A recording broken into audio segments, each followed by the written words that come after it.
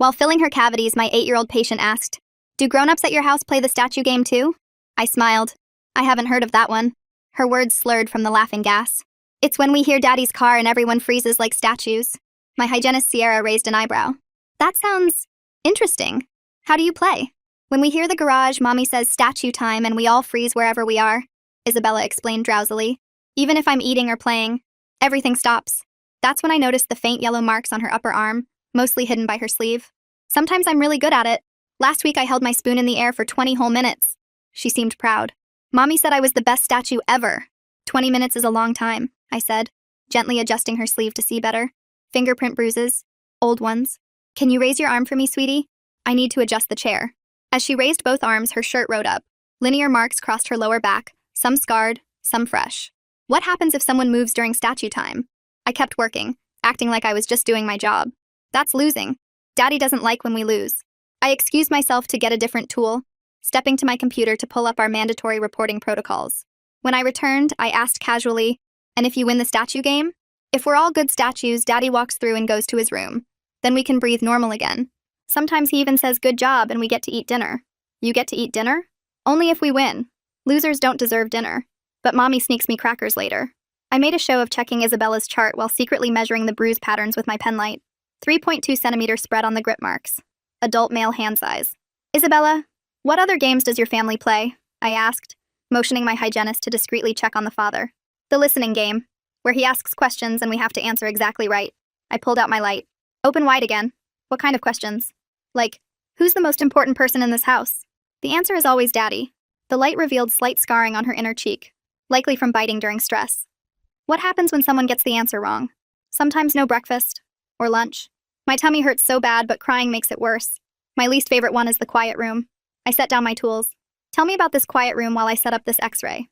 I positioned the lead apron, noting how she winced when I touched her shoulders. "It's the closet under the stairs. No light. We stay until we're sorry enough. I count to know how long I lasted. My record is 10,000 seconds.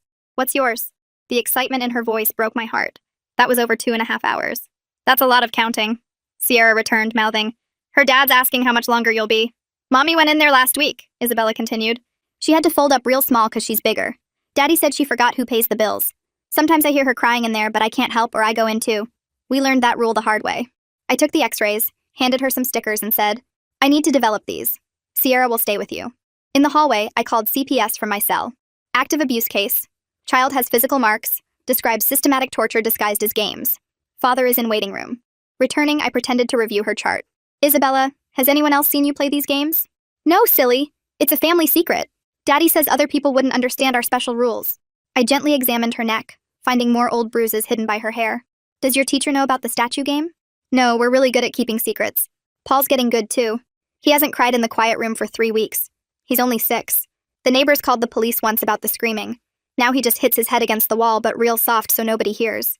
I heard footsteps. Her father appeared in the doorway. "How much longer?"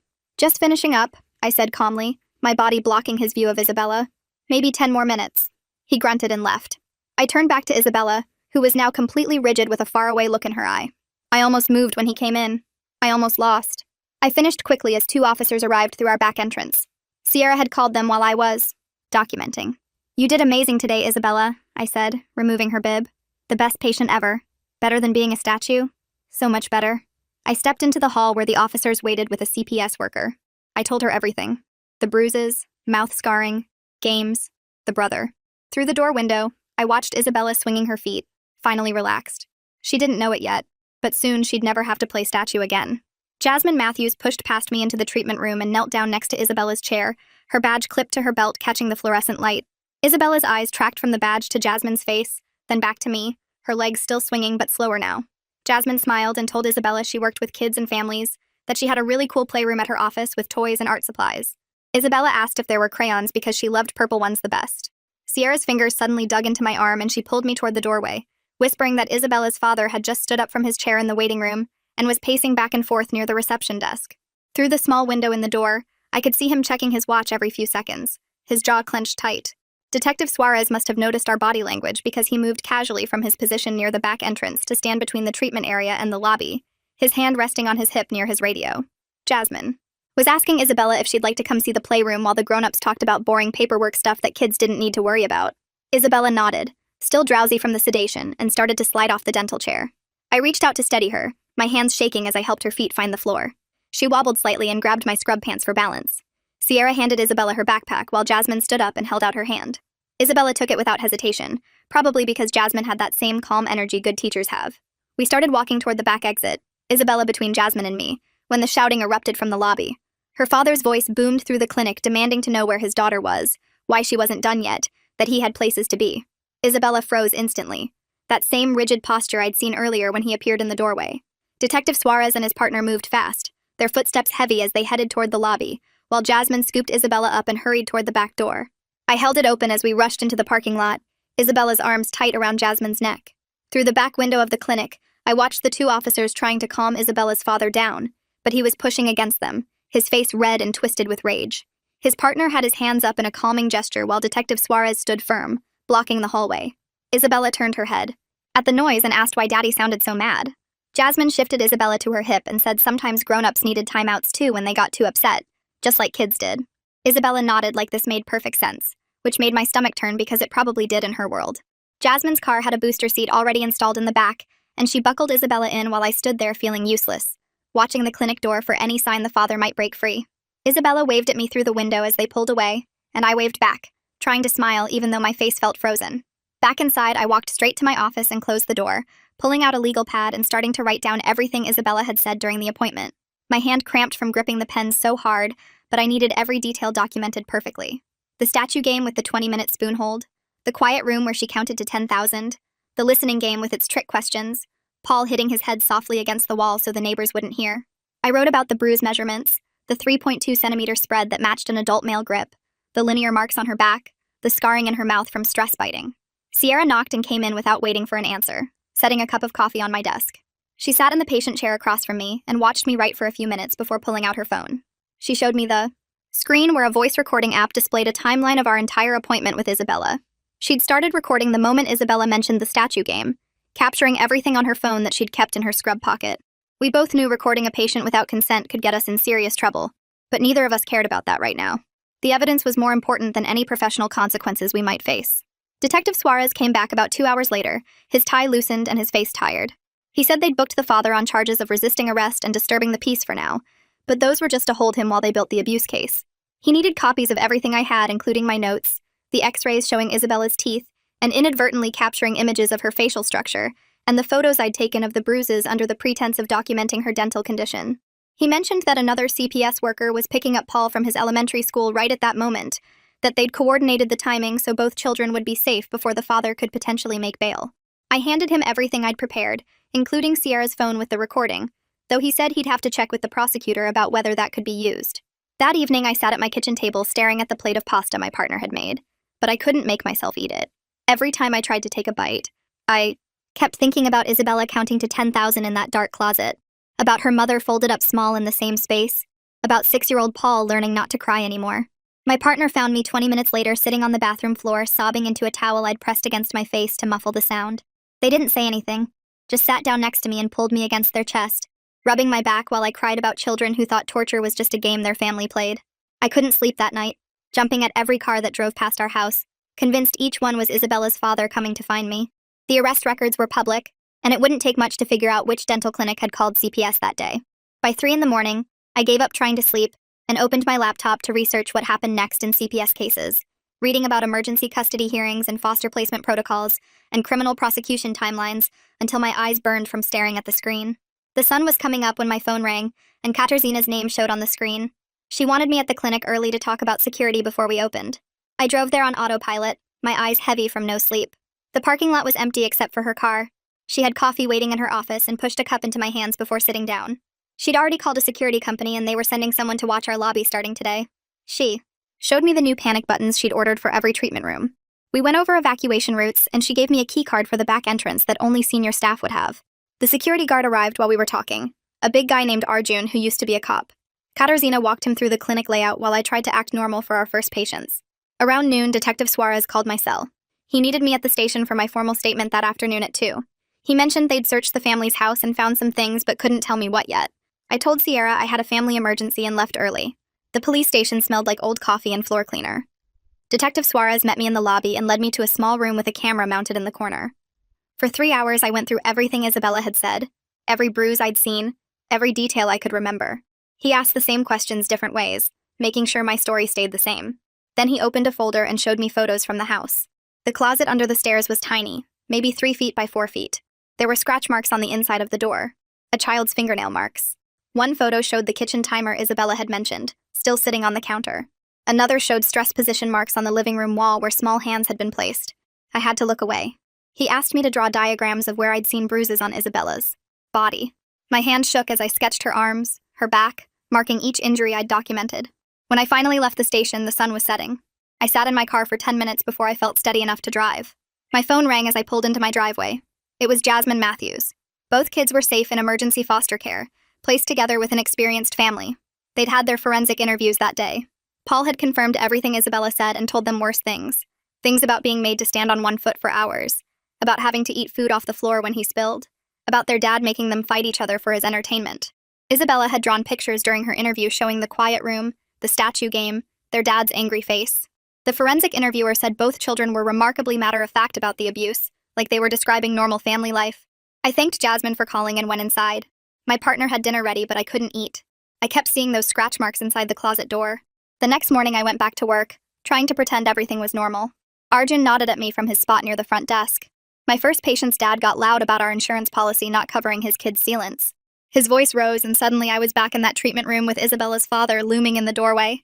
My whole body went rigid. Sierra smoothly stepped between us and took over the conversation while I escaped to the bathroom. I splashed cold water on my face and stared at myself in the mirror. 3 days after Isabella's disclosure, I was scrolling through my phone during lunch when I saw it. Local news had posted a story about a father arrested for child abuse. No names were mentioned, but it said the abuse was discovered during a routine medical appointment. The comment section was already filling up with people guessing which clinic, which doctor. That afternoon, we had 4 cancellations. Patients who'd been coming to us for years suddenly had scheduling conflicts. I wondered if they'd figured out it started here, or if they just didn't want to risk being associated with the story. While I was dealing with the fallout at the clinic, Marina sat alone in her empty house. The silence felt wrong without the kids. She stared at the kitchen timer that had controlled their lives for so long. Part of her wanted to throw it against the wall and watch it shatter, but she couldn't move. He might come back. He might notice it was gone. Even with him in jail, she couldn't break his rules. She picked it up with shaking hands and set it back exactly where it belonged. A week later, I met with the prosecutor assigned to the case. Juan Nguyen was younger than I expected, but her handshake was firm and her eyes were sharp. She walked me through what would happen if the case went to trial.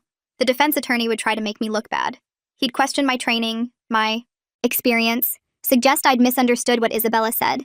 She had me practice saying, "That's not accurate," and I documented exactly what I observed, over and over. We spent 2 hours going through potential questions. Meanwhile, Marina finally found the courage to dial the number the police had given her. The woman who answered was kind and didn't push when Marina could barely whisper that she needed help. They had a bed available. Marina could come whenever she was ready. She hung up and stared at the phone for another hour before calling back to say yes.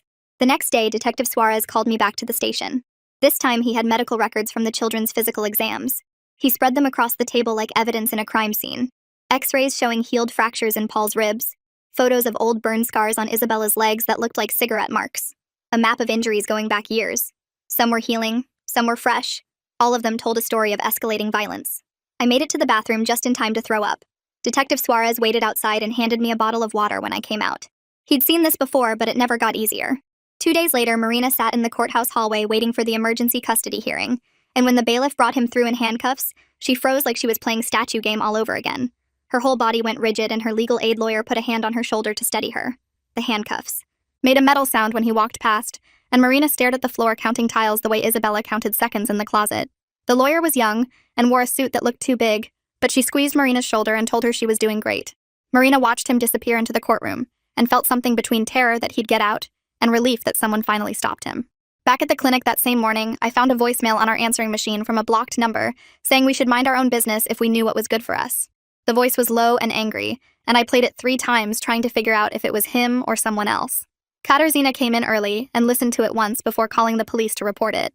She spent the rest of the morning on the phone with a security company arranging for new locks and cameras at every entrance. We got panic buttons installed under the reception desk and in each treatment room. The security guy showed us how to use them and said the police would be here in under 4 minutes if we pressed 1. That afternoon, Marina sat with an intake worker at the women's shelter trying to explain how the game started. She told the woman how at first she just wanted to keep him calm after bad days at work. The statue game started as a way to give him space to cool down when he got home angry. Then it became a rule, and then the rule became everything. The intake worker didn't look shocked or disgusted like Marina expected. She just nodded and said she'd heard similar stories from other women. She said the games always start small and grow into something else. Marina cried when the woman said it wasn't her fault, even though she enforced the rules. The next day, I sat at my desk with Isabella's dental records spread out, creating detailed diagrams for the prosecutor. I used my medical training to mark each bruise and scar with dates based on the healing patterns. The grip marks on her arm were about 3 weeks old based on the yellow coloring. The scars on her back went back months or maybe years. Each mark told its own story about when things got bad and when they got worse. I measured everything with a ruler and wrote down the exact size and location of every injury. Meanwhile, Marina met with Jasmine Matthews, who had more questions about the games. Marina's hands shook as she admitted she made the children stand in stress positions when he wasn't home. She showed Jasmine how she made them hold their arms straight out for 10 minutes if they talked back. She demonstrated the wall sit position they had to hold if they didn't clean their rooms fast enough. The shame felt like drowning, and Marina had to stop talking several times to catch her breath. Jasmine wrote everything down without judgment, and reminded Marina that she was a victim too. The next morning, Detective Suarez called me back to the station with new information. He spread out photocopies of a journal. They found hidden in the father's home office. The pages were covered in neat handwriting documenting every punishment like a science experiment. He wrote down the date and time and what the child did wrong and exactly how long they stayed in the closet. He rated their crying on a scale of 1 to 10 and made notes about which punishments worked best. One entry described making Paul stand on 1 foot for an hour because he spilled juice. Another detailed putting Isabella in the closet for 4 hours because she laughed too loud. The level of planning made me run to the bathroom to throw up again. Detective Suarez waited outside and said this was the most organized abuse he'd seen in 20 years. Later that day, Marina sat with Jasmine learning about the case plan for getting her kids back. There would be parenting classes twice a week, and individual therapy and group therapy and supervised visits at first. Marina would have to complete a psychological evaluation and submit to random home visits and drug tests, even though she'd never used drugs. The list seemed impossible, but Jasmine said hundreds of parents completed these programs every year. She said if Marina did everything right, she could have unsupervised visits in 6 months and maybe get them back in a year. Marina wrote down every requirement and promised to start immediately. 3 days later, Detective Suarez called with bad news that made my stomach drop. The father had made bail with an ankle monitor and a no-contact order for Marina and the kids. The judge set bail at $50,000 and his brother paid it that morning. He had to stay 500 feet away from the family and check in with a probation officer every week. I started checking my rearview mirror constantly on the drive home and took different routes every day. I parked in different spots at the clinic and made Sierra walk me to my car after dark. That night, Marina was washing dishes at the shelter when her phone rang from a blocked number. She answered and heard breathing on the other end for 30 seconds before the line went dead. She knew it was him, even though he didn't say anything. She saved the call log and wrote down the exact time in a notebook the shelter gave her for documenting violations. The breathing sounded angry, and she knew he'd call again. The next week, Juan Guillen met with me to practice for trial testimony in case he didn't take a plea deal. She warned me his lawyer Logan Hood would try to make me look bad on the stand. We spent 3 hours practicing with her playing the defense attorney asking trick questions. She taught me to pause before answering and to say that's not accurate when he twisted my words. She made me practice saying it over and over until it sounded natural. Marina told me later that she spent those same days filling out job applications at the library computer, her hands shaking as she typed. She couldn't list her husband as a reference and had no work history for 8 years. The gap looked suspicious on every application. She walked into grocery stores and fast food places with printed resumes, watching managers glance at the blank employment section and shake their heads. One manager at Target actually asked what she'd been doing all those years. Marina just said taking care of family and watched his face close off. She applied to 23 places that first week. The shelter helped her practice interview answers, but she kept stumbling when they asked about her availability. She couldn't explain she needed flexible hours for court dates and therapy, and supervised visits she didn't have yet. Finally, a grocery store manager named Carlos looked at her application and said they needed someone for overnight stocking. He didn't ask about the gap. Marina started that Sunday working 11 p.m. to 7 a.m., learning to stack cans and rotate milk while everyone else slept. Back at the clinic, one of our hygienists named Rachel came into my office crying. She said she couldn't stop thinking about Isabella in that closet. She kept having nightmares about kids trapped in small spaces. She handed me her resignation letter and apologized for leaving us short-staffed. Katarzyna and I split Rachel's patients between us while posting the job opening. We interviewed 5 candidates but kept comparing them to Rachel. The stress was getting to everyone. Even our receptionist started double-checking the locks at closing time. 3 weeks passed before Marina's first supervised visit. She sat in the CPS waiting room for 40 minutes before Jasmine brought the kids in. Paul wouldn't look at her. He stared at his shoes while Isabella ran to Marina asking when they could go home. Marina hugged them both, but Paul stayed stiff in her arms. The supervisor sat in the corner taking notes on a yellow pad. Every word Marina said got written down. Isabella kept asking about her toys in her room and when Daddy was coming back. Marina tried to explain they were staying somewhere else for a while, but Isabella didn't understand. Paul finally spoke to ask if this was Marina's fault. The supervisor wrote faster. Marina said no, Daddy made bad choices, but Paul turned away. When the hour ended, Isabella cried and Paul walked out without saying goodbye. Marina sat in her car afterwards sobbing for 20 minutes before driving back to the shelter. That same week, someone posted on a local Facebook group about a father arrested for child abuse at a dental office. They didn't name our clinic, but included enough details that people figured it out. The post got shared 200 times. We started getting phone calls. Some people thanked us for saving those kids. Others accused us of destroying a family over nothing. Someone left a dead rat on our doorstep with a note calling us snitches. Katarzyna installed security cameras and started walking us to our cars. The mail got weird too. Thank you cards mixed with threats. One woman sent a 10-page letter about how CPS stole her kids 20 years ago and we were part of the conspiracy. During Marina's next therapy session, she finally told Jasmine the whole truth. She admitted she made Isabella stand in the corner for 3 hours when she talked back. She described holding Paul's arms behind his back until he stopped crying. She explained how she enforced every rule when her husband wasn't home because she was terrified of what he'd do if the kids misbehaved. Jasmine just kept taking notes without any expression. Marina waited for judgment, but Jasmine only asked what Marina understood now about those actions. Marina said she knew it was abuse and she participated and she was sorry, but sorry didn't fix anything. 2 days later, I was cleaning a patient's teeth when a car backfired in the parking lot. I jumped and dropped my instruments on the floor. The patient, an older man, asked if I was okay. I made up something about drinking too much coffee that morning. My hands shook as I picked up the tools. Sierra noticed and took over while I went to wash my face in the bathroom. I kept seeing the father in the doorway of the exam room. Every male voice in the waiting room made me tense up. I started parking in different spots and checking my mirrors constantly. The hypervigilance was exhausting, but I couldn't stop. Marina's lawyer filed for a restraining order at the next court date. The judge reviewed the evidence and granted it immediately. Marina could finally sleep without jumping at every sound. She told me she slept 10 hours straight that first night at the shelter. No footsteps in the hallway, no door slamming, no yelling, just quiet and safety. She woke up confused about where she was, then remembered and cried from relief. 3 days later, I was finishing paperwork when I saw a familiar car creeping past our clinic. The father was driving slowly, looking at our windows. I called 911 immediately and gave them the license plate. The dispatcher knew about the protection order and sent units right away. They caught him 2 blocks away. He was arrested for violating the order and his bail got revoked. Marina spent the next week writing letters to both kids. Her therapist helped her revise them 7 times to get the wording right. She couldn't make excuses but needed to apologize. She couldn't promise things would go back to normal, but wanted them to know she loved them. The letters sat in sealed envelopes that CPS would decide when to deliver. The preliminary hearing arrived 6 weeks after the arrest. I wore my most professional outfit and reviewed my notes 50 times. Logan Hood started his cross-examination by asking if I had any training in child psychology. I said no. He asked if I'd ever made a false report before. Hua objected, and the judge sustained it. Hood tried asking the same question 5 different ways until the judge told him to move on. Hood shuffled his papers and asked about my training in recognizing abuse patterns. I listed my continuing education courses while Marina sat in the gallery watching me. Her hands gripped the bench so tight her knuckles went white. She kept staring at me like she was seeing me for the first time. The prosecutor objected to Hood's next question about whether I'd ever misdiagnosed anything. The judge sustained it again. Hood's face got red and he slammed his folder on the table. The judge warned him about his behavior. Marina leaned forward when I described finding the bruises on Isabella's arms. Her face crumpled and she covered her mouth with both hands. A woman next to her patted her shoulder. Hood tried to make it sound like normal childhood marks, but I stayed calm and explained the specific patterns that matched adult grip marks. Marina was crying now, but trying to be quiet about it. When I finished testifying and walked past the gallery, Marina mouthed the words, "Thank you," to me. Her eyes were puffy and red. I nodded and kept walking. My legs felt like jelly and I had to grab the railing going down the courthouse steps. Sierra was waiting in her car and jumped out when she saw me. She grabbed my arm and helped me to the passenger seat. My hands shook so bad I couldn't buckle my seatbelt. Sierra did it for me and drove me home without saying anything. She helped me inside and made me tea while I sat on my couch staring at nothing. The prosecutor called later and said I did great, but I felt empty and tired. 3 days later, Marina went to her first group therapy session at the Women's Center. She sat in a circle with 7 other women. The facilitator asked everyone to share one thing about their experience.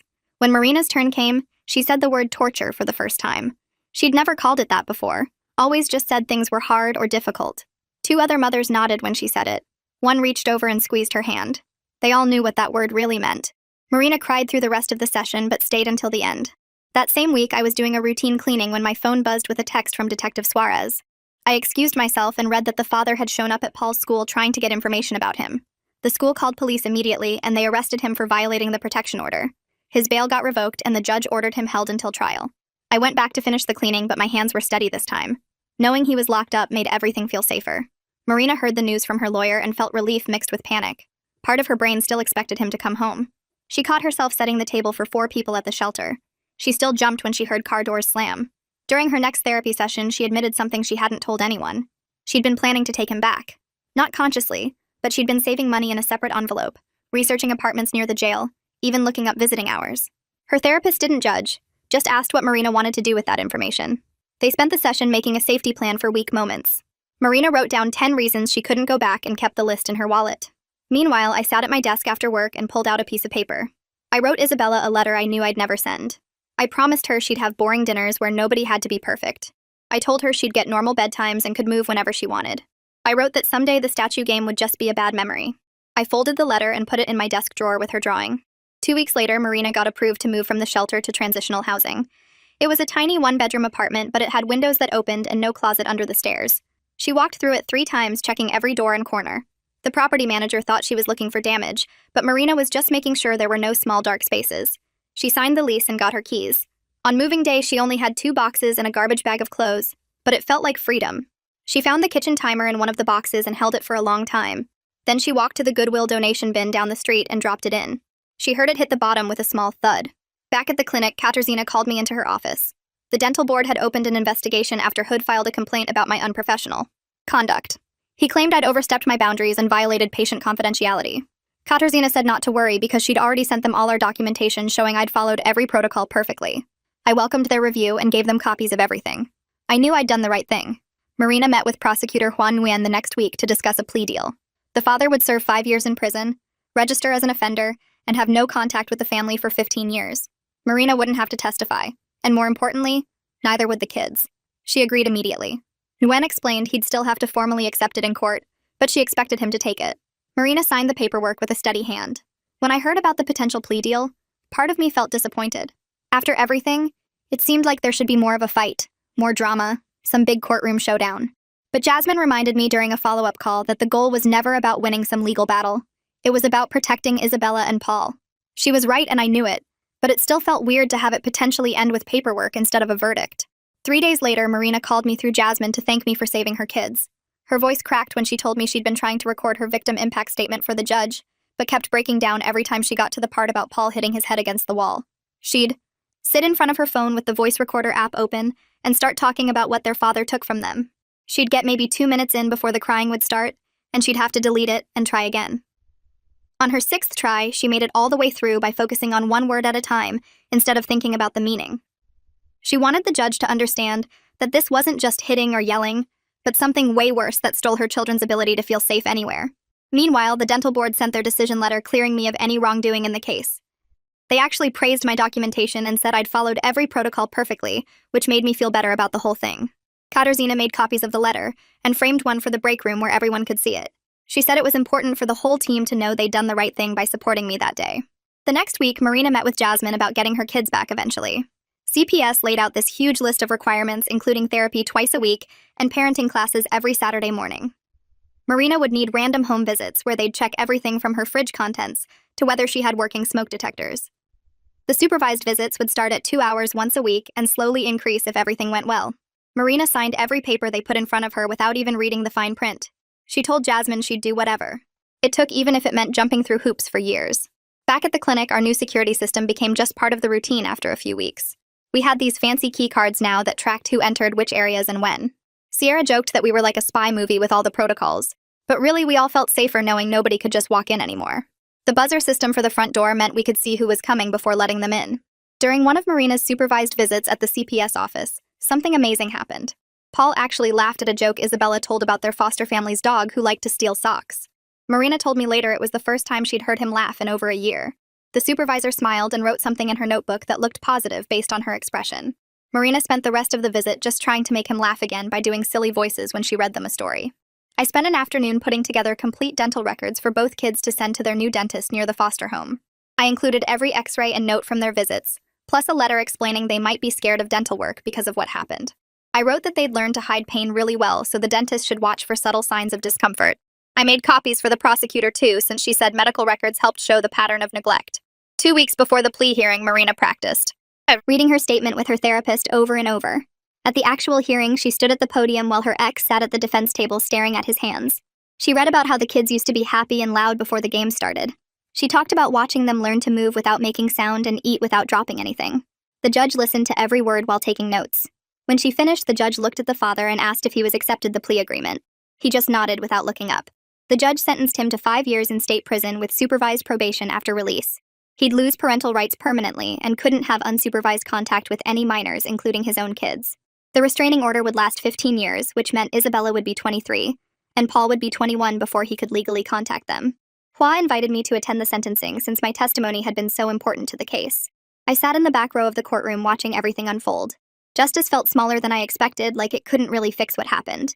But it was still necessary to have consequences and boundaries and official recognition that what he did was wrong. When she came back, she looked different somehow, like she was standing up straighter. Watching her read that statement, I could see strength that wasn't there 10 weeks ago when this all started. She'd gone from someone who enforced the statue game to someone fighting to protect her kids. The system had worked even if it wasn't perfect or fast or able to undo the damage. Marina told me later that knowing her kids would be adults before he could contact them felt like she could finally breathe. She'd been so scared he'd get out and come after them, or manipulate them into coming back. Now there were legal papers saying he couldn't do that, backed up by the threat of more prison time if he tried. Marina stood at the next family court hearing 3 weeks later, while the judge reviewed her compliance reports from CPS. She'd completed 40 hours of parenting classes, and hadn't missed a single therapy session in 2 months. The judge signed the order approving overnight visits starting the following month. Marina had already spent her first 3 paychecks from the grocery store painting the kids' room at her transitional housing apartment and buying nightlights shaped like stars. She'd even gotten Paul a weighted blanket because her therapist said it might help with his nightmares. A thick envelope arrived at my office through CPS the next week with Isabella's name written on the return address in careful crayon letters. Inside was a drawing of herself sitting in a dental chair with the biggest smile I'd ever seen her draw, surrounded by hearts and rainbows. I filed it in my locked drawer with all the other case documents, not ready to hang it up where patients might ask questions. Marina's first overnight visit happened on a Friday and turned into complete chaos within 2 hours. Paul woke up screaming 4 times and Isabella kept testing every single boundary, asking if she could eat cookies for dinner and stay up past midnight.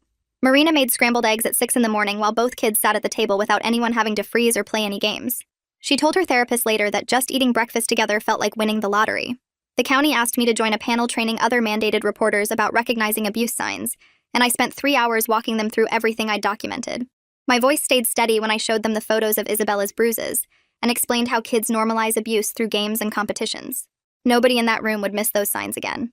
4 months after the arrest, Marina called my office asking if she could bring Isabella in for her regular cleaning.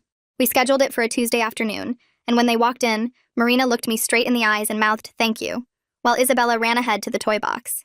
The whole appointment felt weird but good, with Marina reading magazines in the lobby like any other parent, while Isabella chatted about her new teacher and the class hamster named Mr. Whiskers.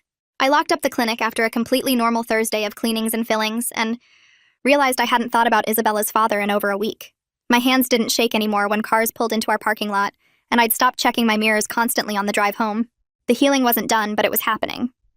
Marina signed a lease for a 2-bedroom apartment using money she'd saved from 4 months of grocery store night shifts. The kids would share a room with bunk beds she found at a thrift store, but the place had its own entrance and no closet under any stairs. She hung Isabella's drawings on every wall and bought Paul a reading light so he could look at picture books when he couldn't sleep. 6 months after that first appointment, Isabella sat in my chair for her routine cleaning, talking nonstop about her new school's science fair, where she'd grown beans in different types of soil. Marina sat in the lobby reading an actual magazine instead of watching the door, looking like any regular parent waiting for their kid. When Isabella opened wide without any fear or hesitation, showing healthy teeth and gums with no new injuries anywhere, I knew we'd all made it through something terrible and come out different, but okay on the other side. Well, folks, that's all for today. Thanks for sticking around while I asked all my questions and wondered about things. If you made it to the end, drop a comment. I love reading all your comments.